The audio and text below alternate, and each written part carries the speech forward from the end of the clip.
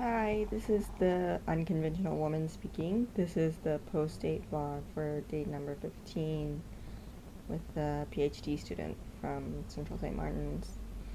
I'll try to recap quickly all the arguments that we had about art during that day. Um,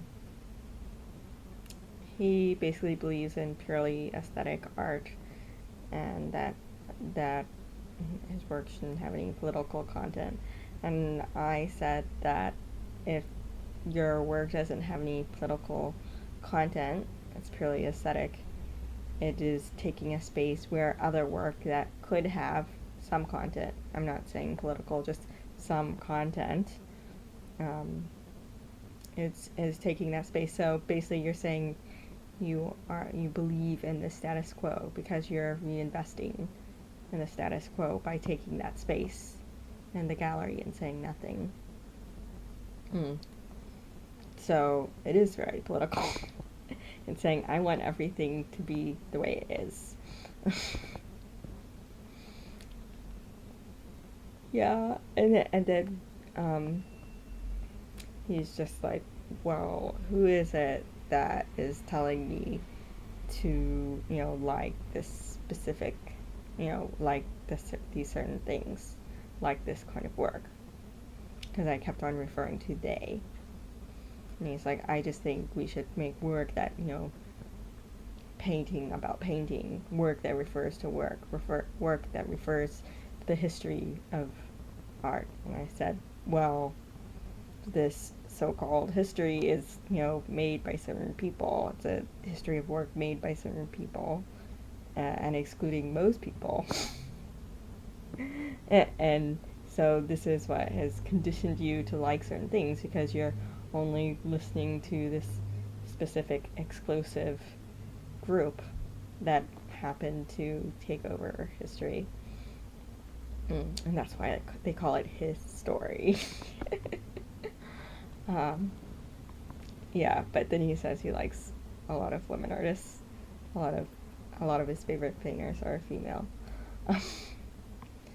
Yeah, so we weren't really agreeing on anything, although we ended up wanting to go to the same shows.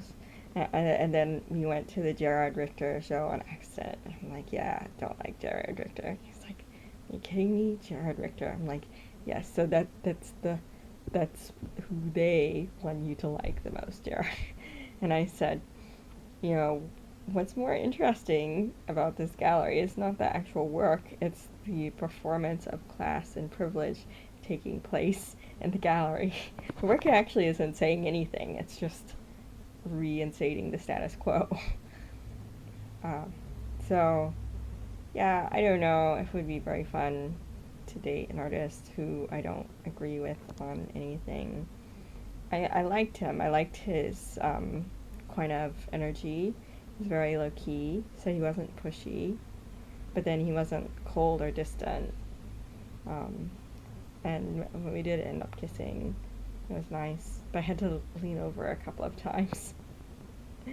So, yeah, it's nice to meet someone who can hit the note exactly right, not pushy, not distant. Um, but he said at the end of the date that he'd like to see me again, but I'm not sure if he's actually gonna uh, ask me out again. I kind of feel, yeah, I could meet somebody more compatible with myself. Oh, another interesting thing he said. He he confirmed my suspicions that uh, Central St. Martin students are mostly spoiled rich kids who pursue art as a celebrity career. That's just what I heard. Okay. um, well, I'm not sure that this date went anywhere, but it was nice anyway. He was a nice guy. Well, that's it for date number 15. The Unconventional Woman. Bye.